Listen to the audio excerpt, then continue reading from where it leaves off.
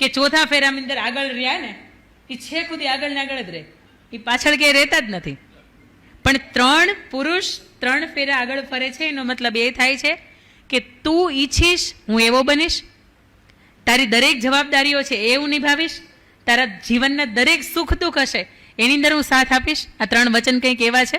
અને ચોથાની અંદર જ્યારે પત્ની આગળ આવે છે ત્યારે એવું કહે છે કે તમને કદાચ પ્રાણ લેવા માટે યમરાજ પણ આવે તો પહેલાં આડી હું ઊભી છું અને પછી તમને એને સ્પર્શ કરવો જોઈએ. એટલે દુનિયાની વિકટમાં વિકટ સ્થિતિ કેમ ન આવે, પણ હું તમારી સામે રહીશ, હું તમારી સાથે રહીશ ને હું તમારી આગળ રહીશ.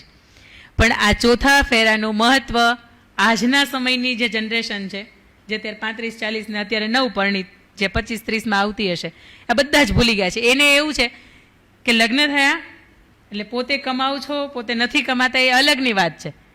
એ સરસ મજાના પતિ કમાય છે, એના પૈસા જલસા કરો, એના પૈસા બ્રાન્ડેડ કપડાં પહેરો, એના પૈસા સરસ મજાનો બ્રાન્ડેડ મેકઅપ વાપરો, એના પૈસે બધું જ જે પણ તમારા શોખ જે પણ દુનિયાના છે બધા એના પૈસા પૂરા કરો. પણ ત્યારે મારે તમને એ વાત કહેવી છે કે ચોથા ફેરાનું ખરેખર મહત્ત્વ એક પત્ની તરીકે આપણે કેવું સમજી શકીએ, અથવા તો આપણે કેવા એવા બની શકીએ કે ચોથો ફેરો આપણે આગળ રહીને ફર્યા છીએ ને એનો એ સાર્થક થાય. સૌથી પહેલી વાત કે જ્યારે મિથિલા નંદિની એટલે માતા સીતાજી કે જ્યારે એમના લગ્ન થયા ત્યારે જનક રાજાએ ખૂબ સરસ મજાના દુનિયાના સર્વશ્રેષ્ઠ પૂર્ણ પુરુષોત્તમ કહી શકાય આવું પાત્ર પસંદ કર્યું હતું. સારું સમૃદ્ધ પરિવાર, અયોધ્યા, સુખી, કે જ્યાં એક ફૂલડું ખીલે ને તો હજારો મધમાખીઓને આવવાનું મન થાય, આટલું સુખી, આવું પસંદ કર્યું હતું. છતાંય કાળક્રમે વિધિની વક્રતાએ એમના જીવનની અંદર વનવાસ આવ્યો. ત્યારે સીતાજીને તો વનવાસ મળ્યો જ નહોતો, પ્રભુ શ્રી રામને એકલાને જ મળ્યો હતો. લક્ષ્મણને એવું થયું કે ભાઈ એકલા પડશે, હાલો હું સાથ પીરાવું, તો એ સાથ પુરાવ્યો. તો સીતાજીને એમ કે જ્યાં રામ ત્યાં જ સીતા હોય ને, સીતાજી 14 વર્ષનો વનવાસ એની સાથે વિતાવવો જોઈએ, 14 વર્ષને અયોધ્યાનું રાજ્ય ભોગવીને કરે શું? એટલે સીતાજી પણ વલકલ પહેરીને તૈયાર થયા. અને સીતાજી જ્યારે વલકલ પહેરીને તૈયાર થયા ત્યારે પ્રભુ શ્રી રામે કીધું હતું કે સીતાજી દેવી, આપણે કોઈના લગ્નમાં કે રિસેપ્શનમાં કે એમાં ક્યાંય જતા નથી, આપણી હળવી ભાષામાં હું વાત કરું છું. સીતાજી કે તમે સાથે છો ને? પ્રભુ શ્રી રામ કહે છે હા.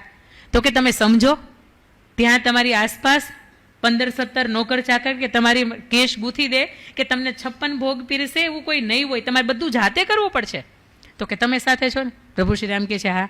તો કે દેવી તમે સમજો ત્યાં પાણી પણ જાતે લાવવું પડે, રસોઈ પણ જાતે બનાવવી પડે, અને હજારો કરોડો જે એમ કહી શકાય કે અલગ અલગ રાક્ષસોના અવાજ હોય એની વચ્ચે તમારે આરામ કરવો પડે. ત્યાં કંઈ સરસ મજાના તમારી શૈયા, તમારી ફૂલની પથારી નહીં હોય, ત્યાં તો તમારે ભોંયતળીએ સૂવું પડશે, ત્યાં તો તમને અન્ન નહીં મળે તો તમારે ફળ ફૂલે ખાવા પડશે. ત્યારે સીતાજી એવું કહે છે કે તમે સાથે છો ને? પ્રભુ શ્રી રામ કહે છે હા. તો આવો. આવ્યા. 14 વર્ષનો આપણે જાણીએ છીએ મુજબ ખૂબ દુઃખની સાથે, ખૂબ પીડાની સાથે, અને અંતકાળની પીડા તો ખૂબ વધારે હતી કે જે સ્ત્રી પૂર્ણ પુરુષોત્તમના પત્ની હતા, પવિત્ર હતા, અને છતાંય એમને રાવણના અશોક વાટિકામાં રહેવું પડ્યું હતું. આવ્યા એક ધોબીના કહેવાથી ફરીથી કે આવી મારી સ્ત્રી હોય, આવી મારી પત્ની હોય તો બીજાના ત્યાં રહીને આવી હોય તો હું ન સ્વીકારું. સર્વાનુમતે નક્કી થયો કે સીતાજીને 2 બાળકોની સાથે, ગર્ભાવસ્થાની સાથે એમને અયોધ્યાની અંદરથી બહાર કાઢવામાં આવે અને કોઈ સંતના આશ્રમની અંદર મૂકવામાં આવે. ત્યારે સીતાજી હસતા મુખે કીધું તું કંઈ મને વાંધો નથી. પણ એ પછી ફરીથી સીતાજી આવ્યા અને જ્યારે અગ્નિ પરીક્ષા દીધી, અને અગ્નિ પરીક્ષા દઈને પછી સીતાજીને એવું લાગ્યું કે હવે ધરતીની અંદર સમાવા સિવાય મારી પાસે હવે કોઈ વિકલ્પ નથી વધ્યો.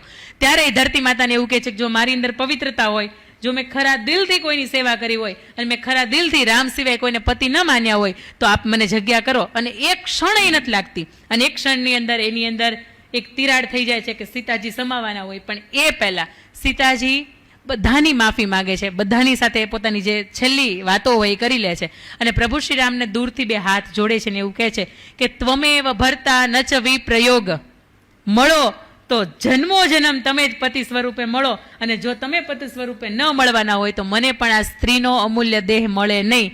આ માતા સીતા કે જે ચોથા ફેરાની અંદર સ્ત્રી આગળ હોય અને કેવી હોય ને આ એની વાત શીખવે છે આપણને. જીવનની અંદર સુખ દુઃખ, આ સુખ અને દુઃખ એ જીવનના એક સરસ મજાનો રથ છે ને, એના બંને પડ્યા છે. ક્યારેક એક આગળ હોય તો ક્યારેક એક પાછળ હોય, અને સુખ હોય ને ત્યાં દુઃખે આવે, અને દુઃખ હોય ને એક ક્ષણિકનું હોય છે. ભગવાન શ્રી કૃષ્ણએ 700 શ્લોકની અંદર એક મહત્વનો શ્લોક અર્જુનને શીખવતા કહ્યું હતું કે પાર્થ, લખી રાખજે કે હસવાની ઘડી છે ને એ પણ ક્ષણિકની છે, અને રડવાની ઘડી છે ને એ પણ ક્ષણિકની છે. અને એના પછી સ્ત્રી પાત્ર એટલે બીજું દ્રૌપદી. એમના 5 પતિ, પેલા તો એક હતી, એમાંથી પંચાળ દેશની હતી એટલે પાંચાળી થઈ, પછી 5 પાંડવોની પત્ની બની. એટલે એ પીડા કેટલી હતી એ સમજી શકાય. એક સ્ત્રી 5ની વચ્ચે વેચાય એ બહુ અઘરી વાત હતી. એ વેચાયા પછી પોતાના સક્ષમ, દિવ્ય કહી શકાય, આર્યપુત્ર કહી શકાય, ભગવાનના સંતાનો કહી શકાય, એવા પોતાના 5 પતિઓની સામે પોતાને માથું નીચું થયું, પોતે જુગારની અંદર હારી, પોતાના વસ્ત્રનું હરણ થયું, એ પણ પોતાના 5 પાંડવો જે હતા એની હાજરીની અંદર. પણ છતાંય આ સ્ત્રીને જ્યારે સર્વાનુમતે છેલ્લે 1 વર્ષ અજ્ઞાતવાસની સાથે ટોટલ 13 વર્ષનો વનવાસ મળ્યો હતો, ત્યારે પણ દ્રૌપદીએ એવું કીધું હતું, કંઈ વાંધો નહીં, ભલે અજ્ઞાતવાસની અંદર મારે કોઈકની દાસી બનવું પડશે, પણ હું તમારી સાથે વનવાસની અંદર આવું છું. અને આજની સીતા એવું કહે છે, આજની દ્રૌપદી એવું કહે છે કે આ તમે છો ને એટલે જ આ દુઃખ આવે છે. આ તમે ન હોત ને તો આ દુઃખે ન હોત. એ તારે મેં ઘણા બધા જોયા છે, મોજથી રહીશ, સરસ મજાના ઓબરોય ને બધા મોલ જે છે તેની અંદર એ સવારથી સાંજ સુધી મેં કેટલી શોપિંગ કરવી હોય કરી આવે. પણ તમે હારે હોય ને એટલે જ બધી પીડા થાય છે. પણ આજની સીતાઓ ને આજની દ્રૌપદી, પણ આ દ્રૌપદીના સીતાની પાસે આપણને વાત સાંભળવા મળે છે. પછી રાજસ્થાનના ચિત્તોડ, મેવાડની આપણે વાત કરીએ, મહારાણા પ્રતાપ, જેની ઉપર આપણું માથું છે નતમસ્તક થઈ જાય. મહારાણા પ્રતાપ જ્યારે થાકીને હારીને આવતા હોય, કોઈ યુદ્ધમાંથી ફરીથી પાછા પોતાના મેવાડ તરફ આવતા હોય, ત્યારે એમના પત્ની અજબદે પવાર એવું કહેતા હોય કે રાણા, આ થાકી ગયા હોય તો 2 હાથની તલવાર મને આપી દો, આ ચેતક ઘોડો મને આપી દો, મારી અંદર પણ તાકાત છે કે આ મેવાડને હું ફરીથી બેઠું કરી શકું છું. પત્ની તરીકે જ્યારે આવો હોંકારો હોય, આવો જ્યારે સધિયારો હોય, આવો જ્યારે સહિયારો હોય, ત્યારે પુરુષને એમ થાય કે નહીં, મારે ઝૂમવું છે અને મારે જજુમવું છે. અને બીજો સુરતનો મારે તમને એક એવો કિસ્સો કહેવો છે કે એક દાંપત્ય જીવનના સેમ મારી જેમ 10-11 વર્ષ લગ્નના પૂર્ણ થયા હતા. એ પત્નીની પાસે ખૂબ ઘણી બધી ડિગ્રી હતી, ફાર્માસ્યુટિકલની ડિગ્રી હતી. ઘરે ના પડી કે લગ્ન જીવન પછી, લગ્ન થયા પછી તમારે જોબ નથી કરવાની. બેને કહ્યું કંઈ વાંધો નહીં, જોબ નથી કરવાની. પત્ની સરસ મજાનું પોતાનું દાંપત્ય જીવન જીવે, મા બાપને સાચવે, પોતાના સંતાનોને સાચવે, ઘરડા મા બાપ છે એની સરસ મજાની હસતામુખે સેવા કરે. બને છે એવું કે જ્યારે કોરોનાનો સમય આવે ત્યારે ભાઈને, એમના પતિને, એમના સસરાને, જેટલા પણ ઘરના બીજા 7-8 સદસ્યો હતા બધાને કોરોના થાય છે. મેડિકલની અંદર એટલો બધો ઘસારો લાગે છે, માંડ બધા જીવતા મરતા બચે છે. ધંધાની અંદર એટલી બધી મંદી આવે છે, પોતાની નોકરી હોય, ધંધો હોય એ છૂટી જાય છે કે જેના લીધે પોતાનું ઘરનું મકાન હોય એ વેચવું પડે. અને બીજું 15-17-18 લાખ રૂપિયાનું દેવું થઈ જતું હોય, માથે કરજ થઈ જતું હોય. અને મેડિક્લેમમાંથી માંડ પોતે મેડિકલની ઇમરજન્સીમાંથી પોતે બહાર આવે છે. એ પછી એ પત્ની એવું કહે છે કે જો તમારી પરવાનગી હોય, ઘરની પરવાનગી હોય તો તમે મને આર્થિક, હું તમને પગભર થઈ શકું છું, આર્થિક તમને મદદરૂપ થઈ શકું છું, પણ મને પરવાનગી આપવામાં આવે. અને ત્યારે એ ઘરની અંદરથી એને પરવાનગી મળે છે. એ સ્ત્રી સવારે 5 વાગે 4 વાગે ઉઠે ત્યારથી લઈને સાંજ સુધી પોતાના ચિત્રો બનાવે. કારણ કે ફાર્માસ્યુટિકલ એને માસ્ટર ડિગ્રી કરી હતી, એને તો 10-11 વર્ષ થઈ ગયા, એટલે ફરીથી એનું જે નોલેજ હતું એ તો ઝીરો થઈ ગયું હતું. એટલે પોતાને સરસ મજાનો એ ચિત્રનો શોખ હતો, એ ચિત્ર દોરે, વિદેશની એક્ઝિબિશનની જે ગેલેરી ભરાય એની અંદર મૂકે, વિદેશની અંદર પોતાના ચિત્રો વેચે. સવારથી સાંજ સુધીમાં 3 કે 4 અલગ અલગ પાળીની અંદર એ ટ્યુશન ક્લાસીસ ચલાવે. એથી વિશેષ કે એમણે એક કમ્યુનિટી ઊભી કરી, એક એવી એપ ડિઝાઇન કરી કે તમારે મહેંદી મૂકવી હોય તો તમારે ઓર્ડર કરવાનો. એની અંદર એમની અંદર જે 250 બહેનો કામ કરતી હોય એ આ સ્ત્રીના કોન્ટેક્ટની અંદર. એ સ્ત્રી એવું કહે કે તમારે ત્યાં મહેંદી મૂકવા માટે જવાનું છે, એટલે એ પેલી જે બેન હોય એમના ઘરે જાય અને મહેંદી મૂકીને વહી આવે. એની અંદર કમિશન તરીકેનું પોતાનું કામ છે એ સ્વીકારે. 1 વર્ષના અંતે 11,89,000 રૂપિયાનો આ સ્ત્રી નફો કરે છે. અને એમાંથી પોતાના 18 લાખનું જે પોતાના પતિની માથે દેવું હતું એ 10 લાખનું દેવું ભરે છે. સાહેબ, આને એમ કહી શકાય કે તમે ચોથા ફેરે આગળ રહ્યા છો. નકર એક સ્ત્રી પોતાના પતિના દેવા ભરે, આવા બહુ જૂજ કિસ્સાઓ બન્યા છે. પણ સુરતની અંદર આ એક કિસ્સો બન્યો છે જે ઉડીને આપણે આંખે વળગે. એક દીકરી હોય ને એ તો પોતાના પપ્પાનું લેણું ભરે. એક પત્ની તરીકે જ્યારે તમે તમારા પતિનું લેણું ભરતા હોય ત્યારે ખરેખર ગર્વની વાત હોઈ શકે. અને બીજું, આજનો આ વિષય કદાચ મને આપની સમક્ષ સુખી દાંપત્ય જીવન મૂકવાનું એટલા માટે મન થયું કે મારી એક બંધન વાર્તા છે. જો આપણે કદાચ સાંભળી હોય અને ન સાંભળી હોય તો આપને સૌને આજનું આ શિક્ષક દિવસ છે એટલે લેસન છે. એક શિક્ષક તરીકે મેં પણ મારા જીવનના 4 વર્ષ વિતાવ્યા છે, એટલે કહી શકાય કે બંધન વાર્તા મારા યુટ્યુબના માધ્યમથી આપ સાંભળજો. અને બંધન વાર્તાની અંદર એ જ લખી છે કે પુરુષ આખી જિંદગી એક પોતે પુરુષ છે ને પોતે કે એવી રીતે જ થાય, આવી રીતે પોતાનું જીવન જે જીવ્યો છે એમના પત્નીને બધામાં હાથ પાડવાની કે તને આ કલર નથી સારો લાગતો, ઓકે નહીં પહેરવાનો, તું અહીંયા જા છો એ મને નથી ગમતું, ઓકે નહીં જવાનું, તું આની સાથે બોલે છે એ મને નથી ગમતું, ઓકે નહીં બોલવાનું. અને જેમ પુરુષે કહ્યું છે એમ જ થતું હોય. પણ બને એવું કે સ્ત્રીની જ્યારે અંતકાળ આવે, સ્ત્રીને જ્યારે એક બ્લડ કેન્સરની બીમારીથી એક મૃત્યુની નજીક હોય અને ત્યારે એ સ્ત્રી પોતાના પુરુષને, પોતાના પતિને એક કાગળ આપે છે અને એવું કહે છે કે આખી જિંદગી તમારી સામે કે તમને મારે જે કહેવું છે હું કહી નથી શકી, પણ આ કાગળના માધ્યમથી, આ ચિઠ્ઠીના માધ્યમથી હું તમને કહેવા માંગુ છું કે હવે તમારું સેલ્ફ અપડેટ કરવાની છે. મોબાઈલ છે એ આપણે અપડેટ કરીએ છીએ સમયાંતરે. આપણા ઘરની અંદર તમે સમજી શકો આજથી 20 વર્ષ પહેલાં જે ગોળો હતો એ ગોળાનો શેપ હવે આપણે અપડેટ કરી નાખ્યો. આપણી ઘરે જે ફિલ્ટર હતા એની કરતાં અત્યારે આપણે અપડેટ કરી નાખ્યા. આપણે સૂતા હતા, આપણા ખાટલાની અંદર સૂતા હતા, અત્યારે સરસ મજાના આપણે રેક્ઝિનના મલમલ ગાદીના આપણે બેડ કરી નાખ્યા. આ બધાની અંદર આપણે અપડેટ કરીએ છીએ, પણ આપણું સેલ્ફ અપડેટ છે ને એ આપણે નથી કરી શકતા. અને તમારે હવે મારા ગયા પછી તમારે સેલ્ફ અપડેટ, તમારું વર્ઝન છે ને એ 2.0 વિકસાવવાનું છે.